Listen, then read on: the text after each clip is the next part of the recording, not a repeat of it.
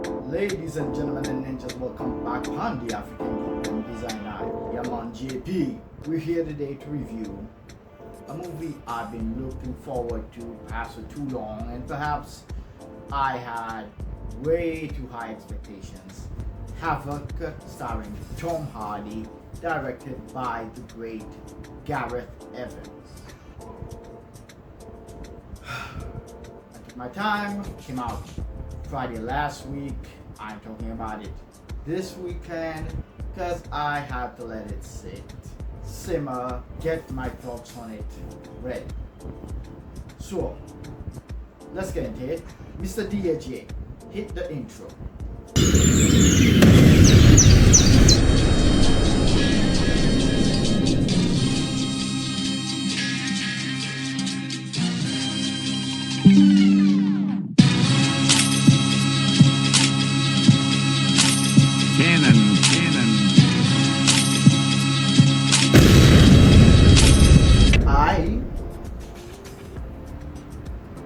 How it starts off with a bang, big frenetic car chase in that Gareth Evans style, but a lot of it, most of it is CG. I don't know if it was the Netflix budget or if he simply elected to do it that way. A lot of it is a big CGI city. It takes place in a city where we don't know the name. It is never name dropped. So, and the aesthetic of it, it felt like either Gotham or Sin City. So much CGI. And I did not mind it. And the color of this, the filter, I actually liked that a lot. It was very reminiscent of what a comic book or science fiction movie would be. The color grading did not make me think that I would be entering an action thriller. Really?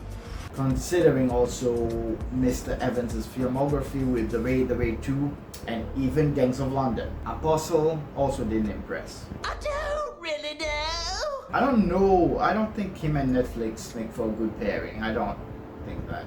But, however, we're going into this for an action movie, but we do need like at least a coherent story, right?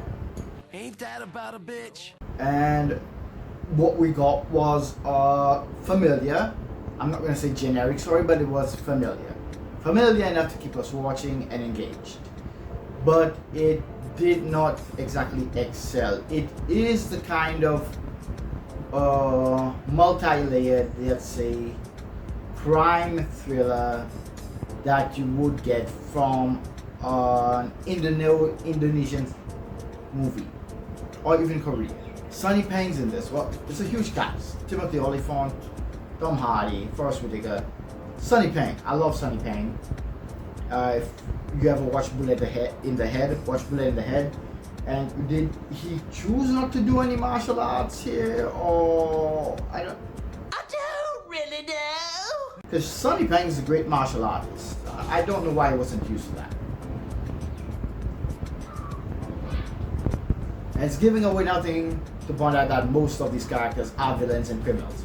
Even our star-crossed lovers who are trying to get away from this life of criminality, and they were set up for something.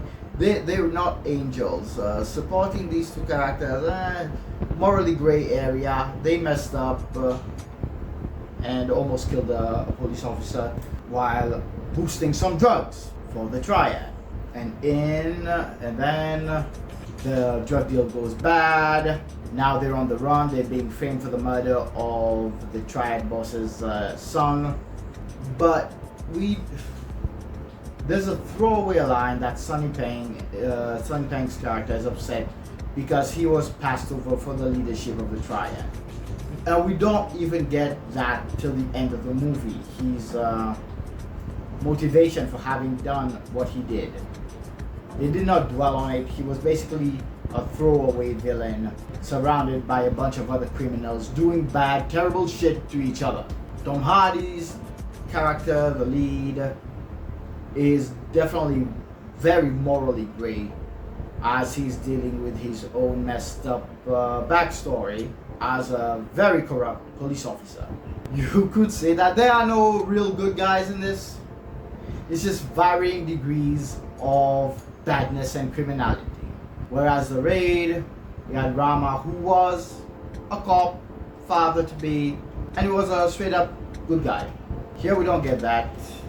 Maybe the girl, the police officer, maybe her, but she was not the focus of the piece. Side character. But let's talk action. We here because it's a Gareth Evans movie and action. Yes, the action is there. The highlight being the shootout in the nightclub, the fight in the nightclub. And I would expect this to escalate, and it does, but the final action set piece was condensed and short compared to what I'm used to from Gareth Evans. I expected a knuckle dragging 15-minute fight spectacle as the famous fight action set piece, final action set piece for the Raid took 2 weeks to film. Budgetary constraints, or I don't know. Say it ain't so, Joe. Say it ain't so. Or maybe in the West they complain too much, and so he didn't do as he regularly did in his other works of art, extreme violent art. So I'm confused. It's either I expected too much or it just wasn't good, and I'm looking at it through rose-colored glasses.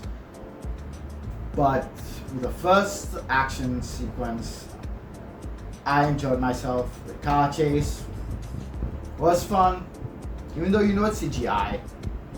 A lot of it felt frenetic, and that feels good. As Gareth Evans is known for basically portraying visual chaos in his action set pieces. Visually stunning chaos, which is somehow perfection. And in this movie, it actually feels like he was holding back, or was being held back, and I wanted more of him. Now, certain or a lot of the Gareth Evanisms, his signatures are there. You definitely know you're watching a Gareth Evans film, unlike season 3 of Gangs of London, where you felt his absence. It was very noticeable. You get those like shifting camera angles with the action shots, those focuses on muzzle flashes, which is a lot of it is very John Woo. Let's just say that.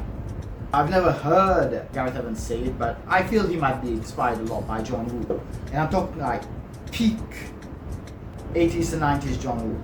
Mwah! Perfection. Would I give this a recommend? Yes. If you're an action fan, I definitely give it a recommend, because Gareth Evans, again, is a master action filmmaker. Now, I just want him to be able to break into Hollywood and get a big budget movie where he can just go fucking nuts. Yes, again, with Tom Hardy, and even with Iko Uwais and some of the guys, Sonny Peng, other actors from that region of the world, who can really deliver the visceral, bone-crunching action that we used to, combine that with our Hollywood budget, and let's go. Shit, give him Blade. Let that man do Blade. That would be perfect. So all in all, overall, I'll give this a 7 out of 10.